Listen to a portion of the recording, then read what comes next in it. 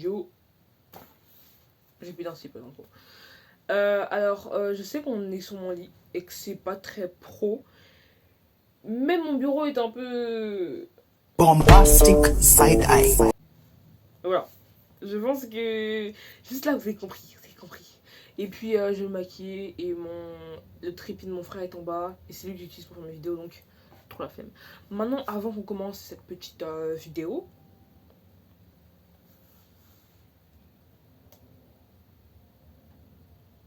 Voilà. Il fallait regarder comment j'étais de ça en fait. Parce que cette fois-ci, j'ai utilisé un Blue Chip Blender et pas un pinceau. Et je trouve que le résultat il est gavé mieux. Et puis j'en ai mis moins d'antisant que ce que je mets d'habitude. Ça pas chez Dead. Moi je trouve que j'ai Dead.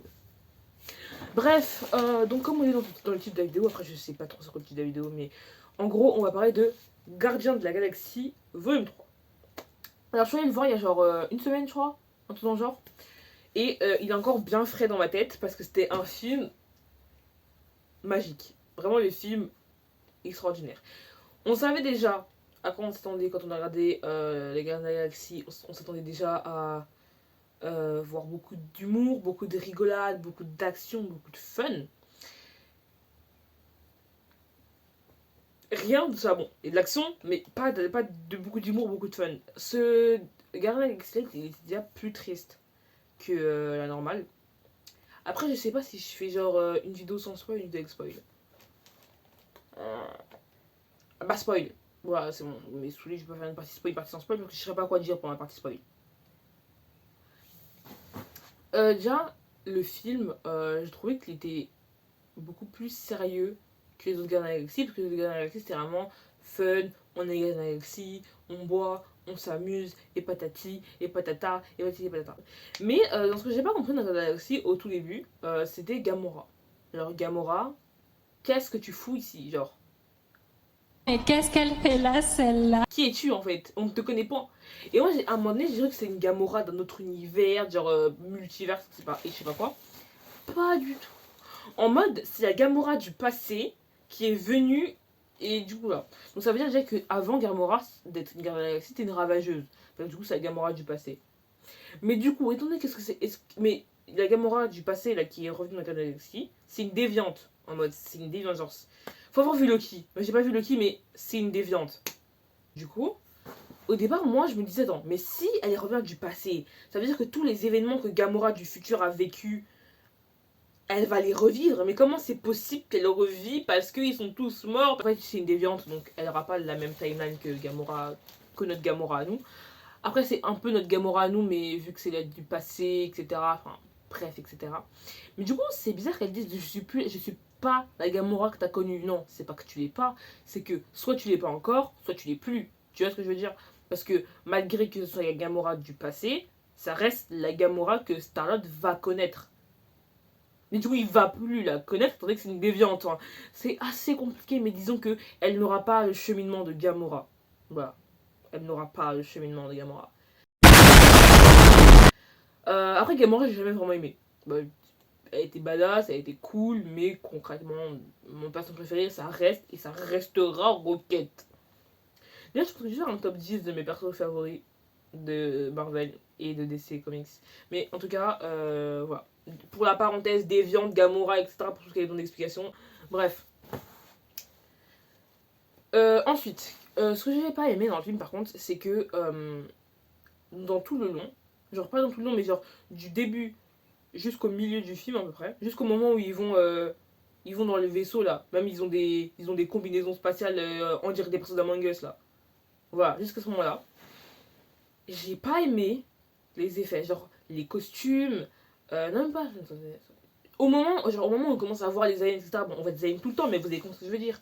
J'ai pas trop aimé les costumes parce que ils faisaient un peu vieux costumes des années 90 et je me suis dit, attends, mais où est le budget là? Enfin, c'est Gardien Galaxy volume 3 ou. Je comprends pas le délire parce que on dirait vraiment genre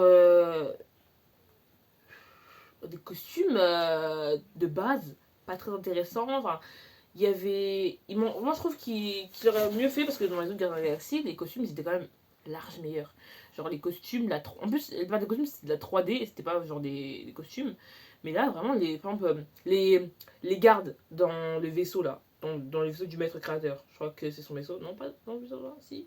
Bref, dans le truc fait de chair humaine, là, les combinaisons des gardiens, ça fait vraiment costume, en fait, ça fait Halloween. Genre, tu vois, j'ai pas aimé, au calme, mais comme ça a pris une grande partie, j'ai vraiment pas aimé. Ensuite, ce que j'ai beaucoup aimé par contre, c'est que dans les Gardiens de la Galaxie, les scènes de combat, elles sont pas tournées comme les scènes de Marvel normales. C'est-à-dire que Marvel, des fois, quand ils tournent des scènes de combat, ils cut. Genre, ils cut plein de fois, pa. Moi, ça m'a jamais vraiment dérangé, mais c'est pas les angles de cadrage ou la manière de filmer que j'aime le mieux. Parce que Marvel, vraiment, vous regardez l'ère d'Ultron, vous voyez quand Black Widow se bat contre les mecs d'Ultron, bah vous voyez, ils cut tout le temps. Et je crois que vous le voyez aussi dans Civil War quand Bucky et Spider-Man se battent, ça cut. Après se battre, c'est un grand mot, mais vous avez compris, genre. Et dans Guardians of the Galaxy, ils ont cette manière de filmer que je kiffe de fou malade. Vous voyez le moment où Rocket il dit fini de fuir, etc. Et qu'ils entrent dans une sorte de couloir, une sorte de sas. Voilà, dans un sas, de couloir métallique comme ça là. Quand ils se battent et qu'ils font tourner la caméra comme ça. Moi je vous dis, c'est ma manière de cadrer que je préfère le mieux. Genre vraiment dans tous les cadrages, dans toutes les manières de filmer, dans tout ce qui est possible et inimaginable. Quand il se passe une grande action et qu'on la filme comme ça, j'adore. C'est vraiment mon péché mignon. Genre, tu me dis dans un film, il y a un cadrage comme ça, je vais regarder le film. Je vais le regarder. Ça d'ailleurs que j'ai beaucoup aimé Stranger Things, la saison 4, parce que ils font des cadrages comme ça. Et vraiment, moi, c'est vraiment ce qui me met à terre. Genre, je peux mourir pour cette manière de filmer. Et donc, le moment où ils se battent et qu'on voit vraiment ça, en plus des ralentis, vraiment, c'est pour ça d'ailleurs que je kiffe de fou les Gardiens de la Galaxie. Parce qu'ils ont vraiment cette manière de cadrer qui est pas pareil des autres combats de Marvel. Et je trouve que ça apporte leur petite touche personnelle à eux, leur petit truc, tu vois ce que je veux dire. Et ça, c'est kiffé.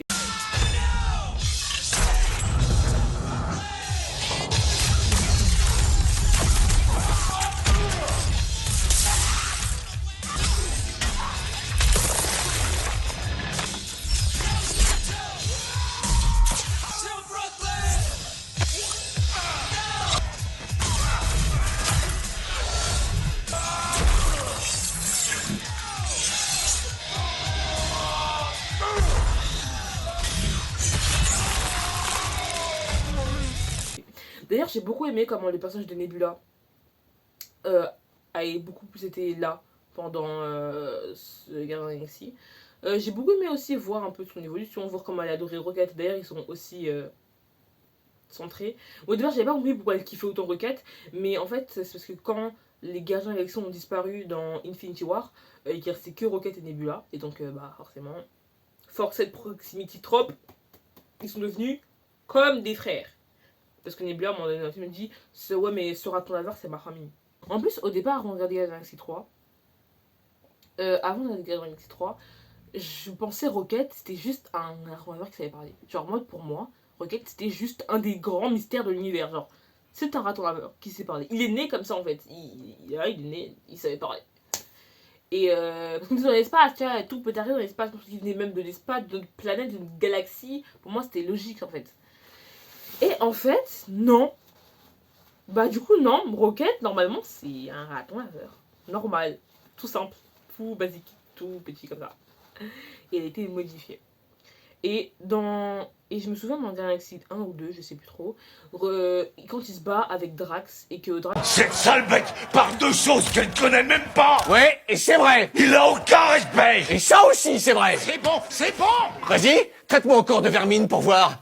Vous arrêtez pas de vous moquer de moi, tous autant que vous êtes. Et ma parole, personne s'est moqué de toi, t'es parano. Ils me considèrent comme un pantin sans cervelle. J'ai pas choisi d'être comme ça. J'ai pas demandé à être démonté et remonté des centaines de fois jusqu'à ce que je sois plus qu'une espèce de monstre. Rocket, personne n'a dit que t'étais un monstre. Il m'a traité de vermine. Et l'autre, là, elle m'a traité de rongeur. On verra si tu rigoles encore quand je t'aurai logé 5 ou 6 balles dans ta sale gueule de capture à la retraite, espèce de... Arrête, non. Ça. Ah, je me suis dit, ok. Rocket est une expérience de laboratoire. Et là, à ce moment, il m'a fendu le cœur, mais Gardien Galaxy 3, en fait, c'était le coup qui m'a achevé, en fait. Là, ça m'a fait vraiment bam. Genre, juste savoir qu'Rocket était une expérience de laboratoire et qu'en plus, ça, c'était pas quelque chose de cool, de fun, etc. Ça m'a fait mal. Mais en plus, on voit son background dans Gardien Galaxy 3. Alors là, ça m'a achevé. Là, ça m'a donné le coup de grâce. Je n'en pouvais plus. Les larmes coulent. Les larmes coulent. Quoi d'autre? Le maître créateur, bon. Bof, le méchant, quoi. Genre, ça fait grand méchant, vilain, pas beau. Voilà, je suis désolée, hein, mais ça fait vraiment grand méchant, vilain, pas beau. Parce que, genre, il a un but. C'est un peu un méchant qu'on a fait pour Rocket. Genre, on l'a façonné un petit peu pour Rocket, pour qu'il ait son petit méchant, pour qu'il ait son petit ennemi juré. Genre, c'est vraiment... tiens, l'humanité est vraiment merdique. L'humain est voué à la destruction. Alors, je vais créer une planète où tout est parfait, où tout est magnifique. Et pour ça, je vais utiliser des animaux que je vais modifier pour en faire la société parfaite. Oh! En fait, t'as juste volé le but d'Ultron, quoi. Non, il faut se dire, Ultron, il a commencé à tout péter parce que l'humanité, c'était voué l'échec. Et c'est vrai, d'ailleurs. Mais en fait, c'est ça, tous les méchants faciles, ils doivent détruire l'humanité pour recréer une société parfaite. Parce que c'est vrai que eux sont l'illuminé, sont l'espèce supérieure qui va tous nous sauver. Sorry not sorry, hein. Mais vous faites partie de ce que, pourquoi l'humanité est si merdique.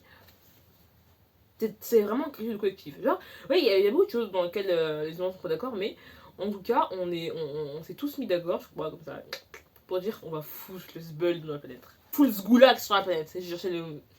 Faire la ref, mais bref, laisse tomber. Du coup, on voit tout que c'était un méchant un peu bas de gamme. En plus, j'ai pas trop aimé son truc de. C'est collé comme ça là. Puis quand ils l'ont enlevé après, ça m'a donné des hauts le cœur. J'ai pleuré. I have cried 2 times. Et j'ai failli pleurer une 3e fois. Mais genre, j'ai pleuré quand Rocket il allait mourir.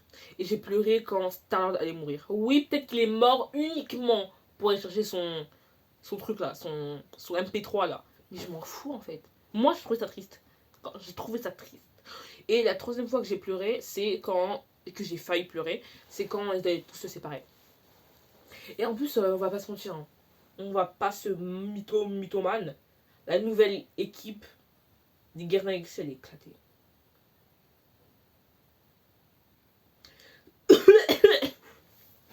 Ça veut dire, si jamais ils font des nouveaux gardiens de la galaxie pour les prochaines générations. Bombastic side eye. Criminal offensive side eye. Bombastic. Et c'est tout aussi pareil pour les nouveaux Avengers. Mais ça fera l'objet d'une autre vidéo. Sinon, voilà, je pense que j'ai dit tout ce que j'avais un peu à dire. Après, Star-Lord, il m'a un peu saoulé dans le sens, il forçait un peu avec Gamora, mais on connaît Star-Lord. Voilà, on connaît Star-Lord. J'ai beaucoup aimé le truc de Groot à la fin. Moi, au départ, je pensais qu'il parle juste une autre langue, mais en fait, c'est juste parce que. We're gonna part of this family! En gros, pour ceux qui ne savent pas, à la fin de Guardians Galaxy, Groot, il parle. Genre, on comprend Groot. Et en fait, c'est pas lui qui change, c'est James Gunn qui a dit que comme on avait passé assez de temps, avec les Gardiens de la Galaxie, et du coup avec Groot, pour comprendre instinctivement ce qu'il disait. Et c'est ça en fait le clin d'œil. Et parce qu'en fait Gamora, on voit beaucoup avec Gamora, genre la Gamora du coup qui vient du passé, qui n'a passé 0 temps avec Groot, en fait, et bah quand à la fin, quand Groot il l'appelle pour descendre, elle comprend, parce qu'elle a passé assez de temps avec eux, elle a vécu toute une aventure avec eux, tout plein d'émotions avec eux, pour comprendre Groot. Même au début, on voit, elle dit arrêtez de faire semblant que vous comprenez Groot, s'il vous plaît. Genre, vous faites semblant en fait là.